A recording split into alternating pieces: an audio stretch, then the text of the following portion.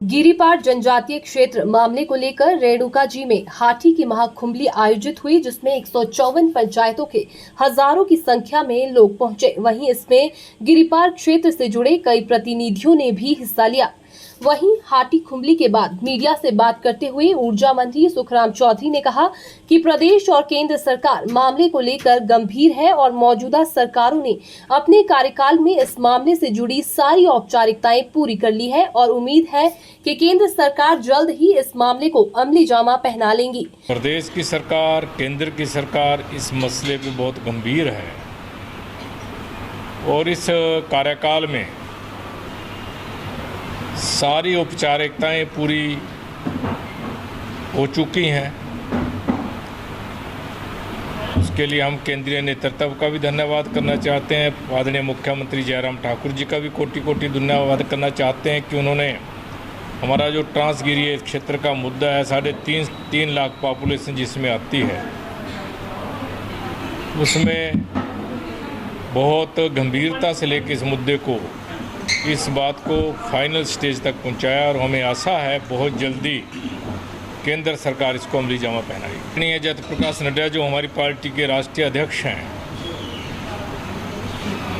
राज्यसभा के सांसद हैं, उन्होंने कल पोंटा में स्पष्ट शब्दों में कहा है कि हम जिला सिरमौर की इस मांग के प्रति बहुत गंभीर है, बहुत जल्दी इस मुद्दे को हम अमली जामा तक पहनाएंगे। वहीं सीएम जयराम ठाकुर के करीबी व शिलाई बीजेपी से पूर्व विधायक बलदेव तोमर ने कहा कि करीब 55 सालों से इस मुद्दे को लेकर जद्दोजहद चल रही है और कुछ लोग सिर्फ राजनीति कर रहे हैं। उन्होंने कहा कि मामले को लेकर उन्होंने ये ऐलान किया है कि यदि विधानसभा चुनाव से पहले गिरिपार जनजातीय क्षेत्र घोषित नहीं हुआ तो विधानसभा चुनावों में लोगों के बीच नहीं जाएंगे।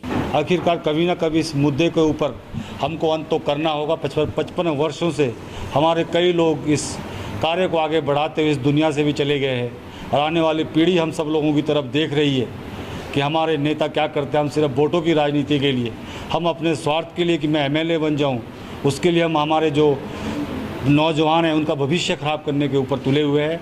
इसलिए मैंने ये बात कही है कि अगर ये मुद्दा हम सॉल्व नहीं करवा पाए तो मैं क्षेत्र में वोट मांगने नहीं जाऊँ। पक्ष के लोग पूरी तरह राजनीति कर रहे हैं और उन्होंने जो हमारा अनुसूचित जाति वर्ग का समाज है, जो कि हम भाईचारे से हम लोग गिरिपार में रहते हैं, कभी भी किसी प्रकार की द्वेष भावना से हम लोग उस क्षेत्र में नहीं रहते। एक परिवार के रूप में हम सभी वर्गों के लोग वहाँ पर रहते हैं। लेकिन इस मुद्दे को जब विपक्ष के लोगों को लगा कि ये मुद्दा सॉल्व होने वाला है, उन्होंने इस मुद्दे पर राजनीति करनी शुरू कर दी गई है और उसके बाद वो ना तो किसी बैठक में आते हैं ना इस मुद्दे पर कुछ कहते हैं। मैंने आज भी मंच से एक बात कही है कि सभी राजनीतिक दलों को के नेताओं को निर्णय लेना पड़ेगा कि वो क्या चाहते हैं, वो किस हक में हैं, इस मुद्दे को करवाने के हक में है या करवाने के हक में नहीं है। अपनी स्थिति हर नेता को इस विषय के ऊपर, गिरिपार के नेता को स्पष्ट करनी चाहिए।